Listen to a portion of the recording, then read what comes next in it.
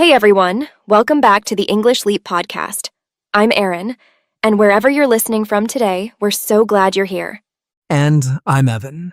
Whether you're out for a walk, on the way to work, or just taking a quiet moment to yourself, thank you for pressing play. Today's episode might change how you think about fluency forever. Let me ask you something. Have you ever felt like you're doing everything right but still not moving forward in English? You're listening to podcasts, watching videos, spending time with English every day. But when it's your turn to speak, your mind just goes blank? Yeah. It's like you're on a treadmill, working hard, sweating even, but not going anywhere. And you start to wonder, is this even working? Am I ever going to feel fluent? If that sounds like you, take a deep breath. You're not alone. We get so many comments from learners just like you. Some say, I'm improving slowly, day by day. Others say, I'm listening a lot, but nothing is changing. And both are valid, because the journey looks different for everyone. But here's what we know for sure. Just because it doesn't feel fast, doesn't mean it's not working. Learning English is like watching the sunrise. You sit in the dark for a while, wondering when the light will come. And then slowly, almost without noticing, everything starts to glow. And this episode, it's for every one of you still showing up, still listening, still trying. We're going to talk about something that might completely change how you look at fluency and why the thing you're already doing every day might be the most powerful skill of all. Also, don't forget to grab the free PDF we made for this episode. It's full of practice exercises, reflection questions, and extra support to help you go deeper after the episode ends. And of course, Charlotte will join us near the end for her vocabulary breakdown. She'll walk you through some beautiful, useful words from today's episode, with examples and repetition you can speak along with. So let's begin. No pressure, no rush. Just one honest question to open this up. Yeah. Which comes first, speaking or listening? It seems like a simple question, but your answer can completely shift how you learn English. It sounds obvious, but most of us underrate it. And here's the truth. Fluency always begins with the ear, not the mouth. You can't speak what you've never truly heard. Trying to speak without enough listening is like trying to write music without ever hearing a melody. You're guessing. You're forcing it. And that's where frustration comes from. Think about babies. They don't learn by repeating textbook grammar. They spend months just listening, absorbing patterns, sounds, tone, long before they say a single word. And when they finally speak, it's not because they studied. It's because they've already heard it all 1,000 times. But many adult learners skip that phase. We get impatient. We want to speak fast, without giving our ears the time to tune in. And that's where fluency starts to feel like a struggle. So today, we're slowing things down and guiding you back to the foundation of it all. Deep, meaningful listening. And we're not just saying, listen more. We're going to show you how to listen in a way that builds fluency naturally. So let's start with our first powerful shift. Tip number 1. Listen in layers. Too many learners treat listening like a test. You play the audio once, try to understand every word, and feel defeated if you don't. But real listening, the kind that helps you grow, isn't about perfection. It's about purpose. So here's the approach. Break one audio clip into 3 simple layers. First, just listen for the gist. What's the topic? What's the overall mood or idea? Don't pause. Don't stress. Just let it wash over you. Then, go back and listen again. But now, focus on structure. How are sentences built? What tense is being used? What's the rhythm of their speech? And finally, listen a third time, slowly. This time, pay attention to word choice, emotion, and intonation. Notice the tone. Did their voice rise at the end of a question? Did they sound curious, sarcastic, tired? Same audio, 3 different goals. And the result? You train your brain to pick up layers of language, not just meaning, but feeling. And that's what fluency really is. And once your ears are tuned in, like that, the natural next step is speaking, right? Well, not just yet. Right. A lot of learners jump straight from listening to mimicking and end up sounding robotic or unsure. That's why our second tip is shadow with silence first. Before you try to repeat after native speakers, give yourself space to feel the language without pressure. Think of it like music. You don't sing along with a new song the first time you hear it. You listen. You absorb the melody. You catch the rhythm. Then you hum. Then you sing. It's the same with English. So when you're shadowing, try this. Play the sentence. Pause. And instead of rushing to repeat it, just sit with it for a moment. Because as we discussed earlier, the key is to listen in layers. First for meaning, then for rhythm. And now, in this moment, for feel. Shadowing works best when it builds on those layers, not skips over them. Yes. Let your brain dance with the rhythm of English before you echo it. This creates natural speech, not memorized phrases. Shadowing works best when it's grounded in real, emotional listening. Silence isn't empty, it's preparation. But none of these techniques matter if you only do them once in a while. And that brings us to tip number 3. Create a daily listening ritual. The key word here is ritual, not just a habit, not just an activity. A ritual is something you protect. It has meaning. It's that small window of your day that belongs only to your growth. When I was learning English, I made a promise to myself. No matter what happens today, I'll give just 15 minutes to English listening. Not multitasking, not half listening. Just me, my headphones, and a voice that pulled me into the language. Over time, that small promise became a powerful habit. And the best part is, you don't need an hour, even 10 minutes, while brushing your teeth, making tea, or walking to work, can shape your brain. What matters isn't how long you listen, it's how often.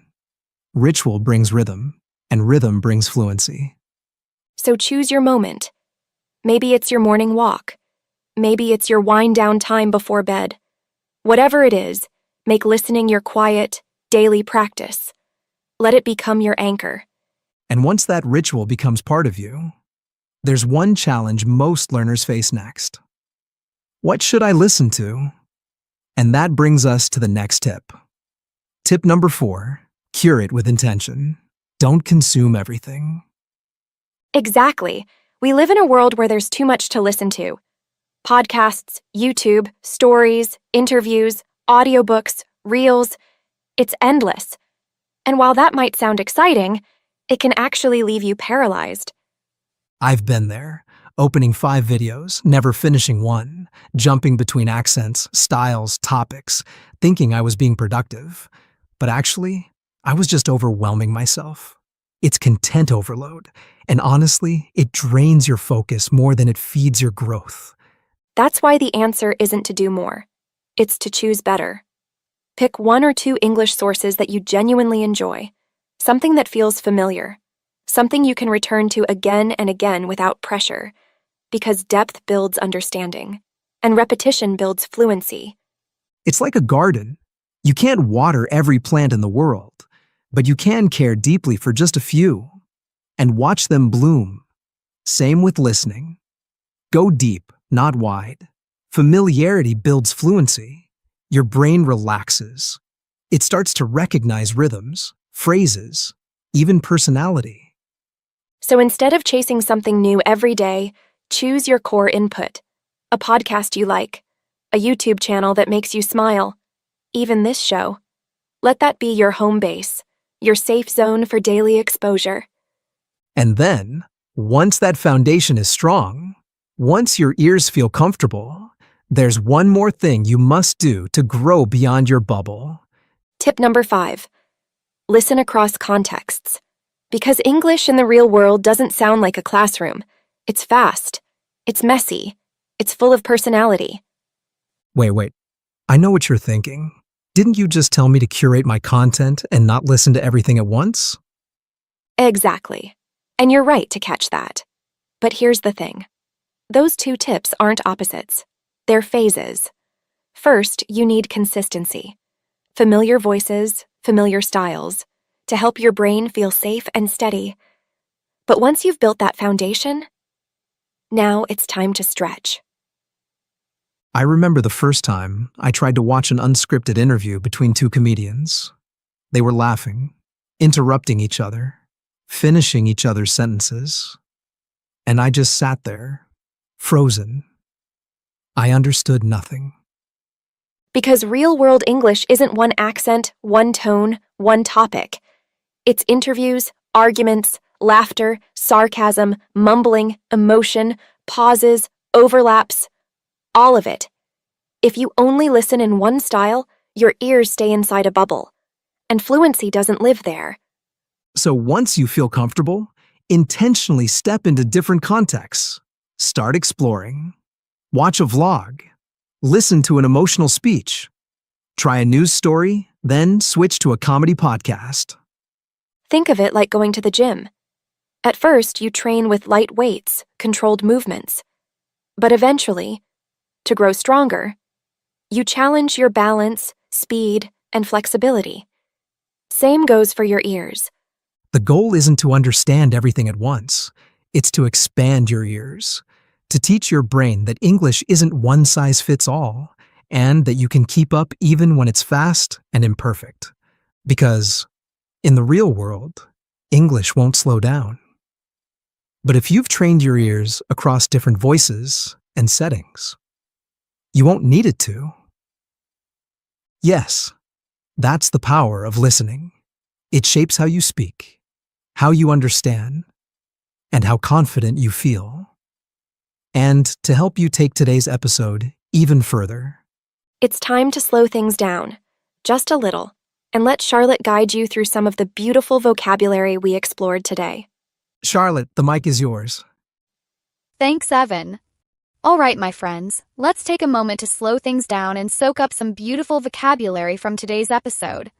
These are words and expressions you may have heard, but now we'll make them yours. Underrate. To underrate something means to think it's less important or valuable than it really is. Example: most people underrate how powerful listening can be. Repeat with me. Most people underrate how powerful listening can be. Impatient. If you're impatient, you want things to happen fast and feel frustrated when they don't. Example: many learners get impatient when fluency takes time. Let's try it together. Many learners get impatient when fluency takes time. Overwhelm. To overwhelm means to feel like there's too much happening, too many things, emotions, or thoughts. Example: all that content online can overwhelm your brain. Say it with me. All that content online can overwhelm your brain. Curate. To curate means to carefully choose or organize things like a playlist or your English learning materials. Example: curate your inputs so your brain doesn't get tired. Repeat that. Curate your inputs so your brain doesn't get tired. Paralyze. Here, paralyze means to feel so overwhelmed or unsure that you can't act or decide. Example: too many options can mentally paralyze you. Let's say it together. Too many options can mentally paralyze you. Anchor. An anchor is something strong and steady, something that keeps you grounded. Example: make your listening ritual the anchor of your learning. Try this. Make your listening ritual the anchor of your learning. Mimic. To mimic means to copy how someone speaks or behaves, like shadowing a native speaker. Example: don't mimic too fast. Feel the rhythm first. Say it softly. Don't mimic too fast. Feel the rhythm first. Let it wash over you. This phrase means just listen without trying to catch every word. Relax and absorb. Example: play the audio and let it wash over you. Breathe and repeat. Play the audio and let it wash over you. Grow beyond your bubble. To grow beyond your bubble means to go outside your comfort zone, try new things. Example: listen to different styles to grow beyond your bubble. Try this one. Listen to different styles to grow beyond your bubble. One size fits all. This phrase describes something designed for everyone, but it usually doesn't work perfectly for anyone. Example: fluency isn't one size fits all. Your journey is unique. Repeat with me. Fluency isn't one size fits all. Your journey is unique. Wonderful. Say these aloud. Say them gently. The more you hear them and say them, the more they'll live in your voice. Till next time, keep listening and keep growing. Thank you so much, Charlotte. Those words, and the way you explain them, always make them easier to remember and even easier to use. Yeah, and if you're listening right now and thinking, wow, I actually understood more than I thought I would, that is progress. That's fluency growing in the background. So keep showing up. Keep listening. Even on the days when it feels slow, remember, your ears are learning more than you realize. All right, friends, that's it for today. We'll see you in the next episode of the English Leap podcast. And until then, Keep listening. Keep leaping. Bye for now.